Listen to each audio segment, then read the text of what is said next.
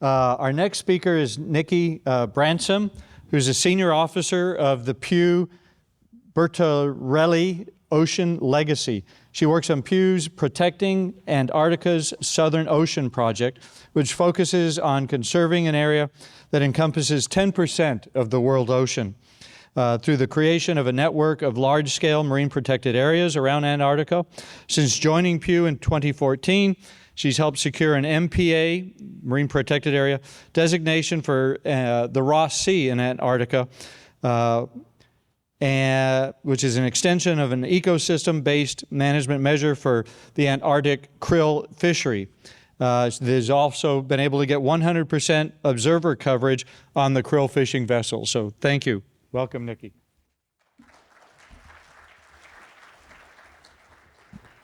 Thank you. Good morning, everyone. Thanks so much for having me. It's great to be in your esteemed company.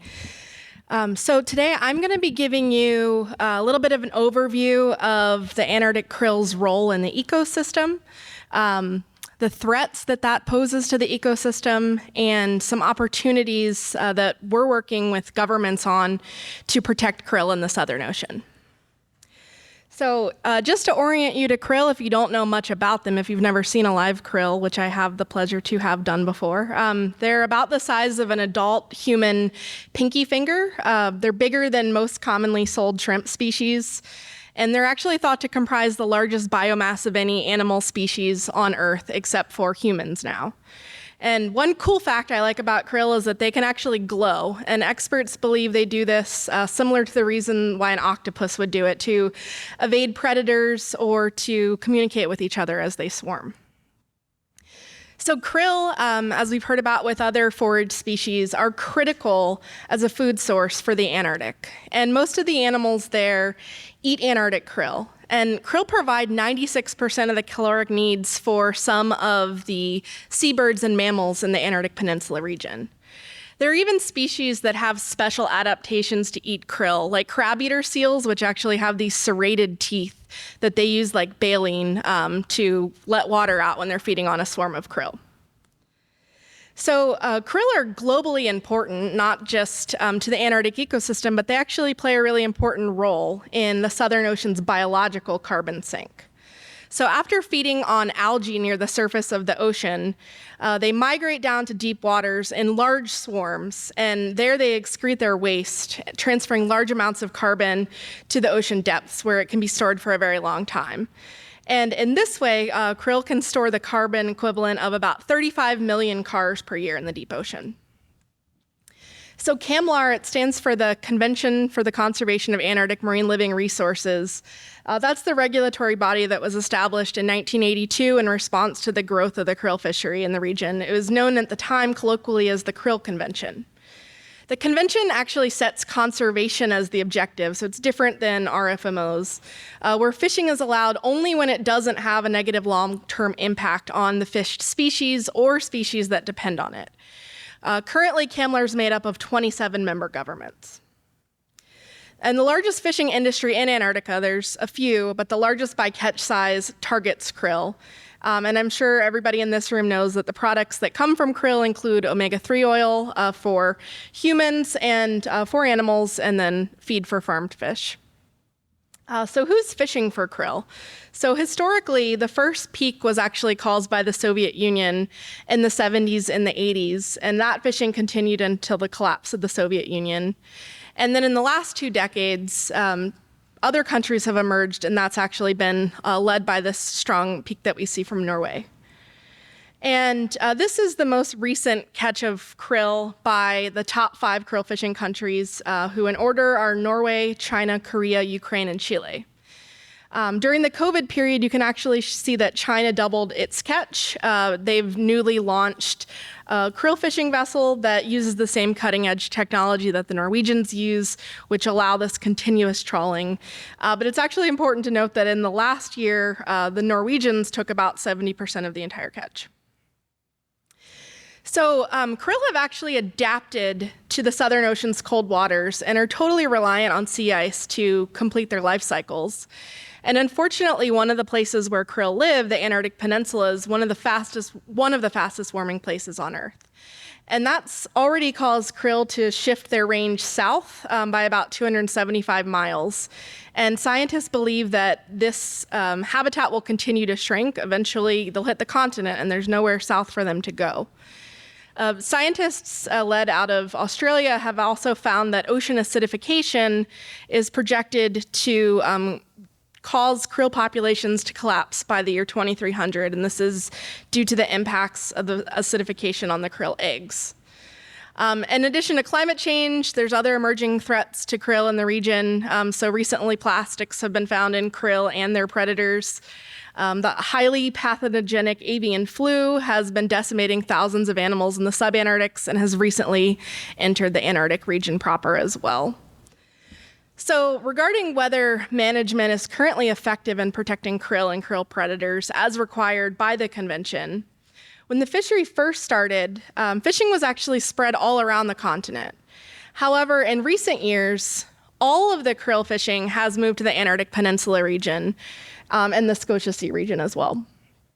And so fishing is now even more concentrated, and this is one of the single biggest problems facing the krill fishery.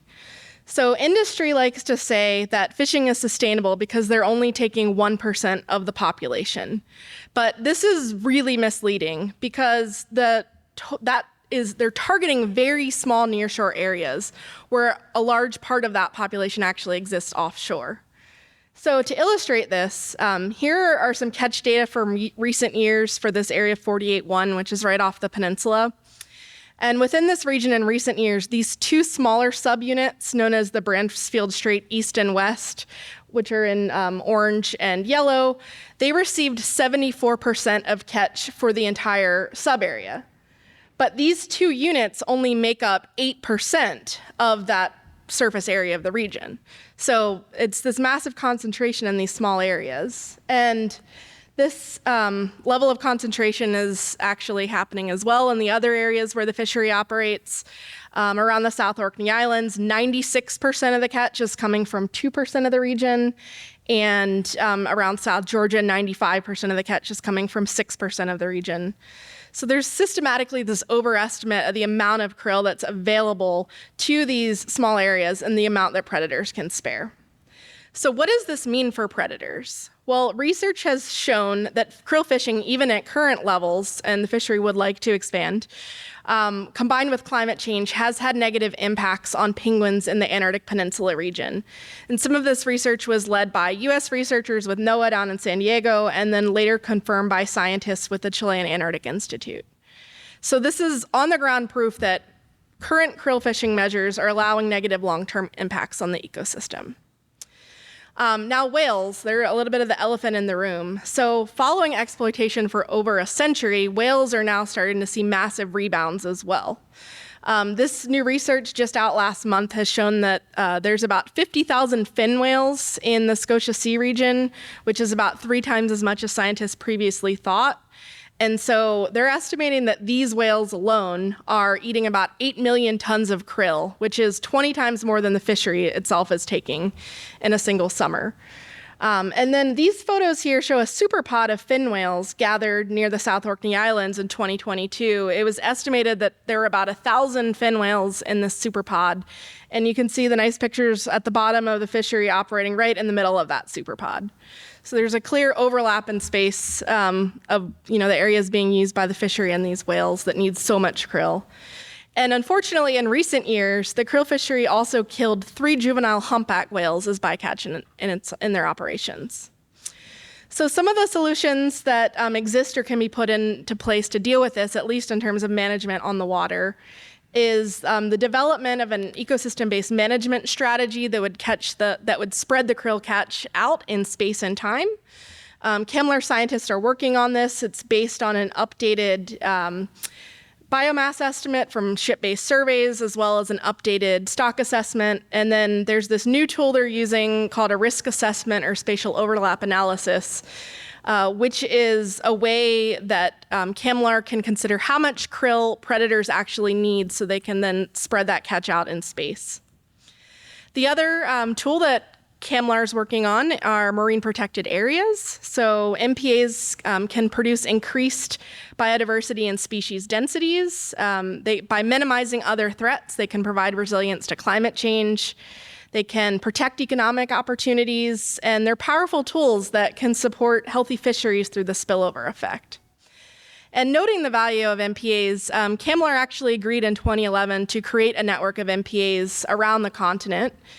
This map here shows the existing and proposed MPAs in the Southern Ocean, both within the CAMLAR waters and the territorial waters of governments above 60 degrees south. There's currently 4 MPA proposals on the table right now, and these together, when designated, would protect 2.4% of the global ocean, so making a pretty significant contribution to global conservation targets under the UN Convention on Biological Diversity framework. And then at the 2023 CAMLAR meeting, commissioners agreed by consensus to move the redesign of the krill fishery forward with the MPA in the Antarctic Peninsula region.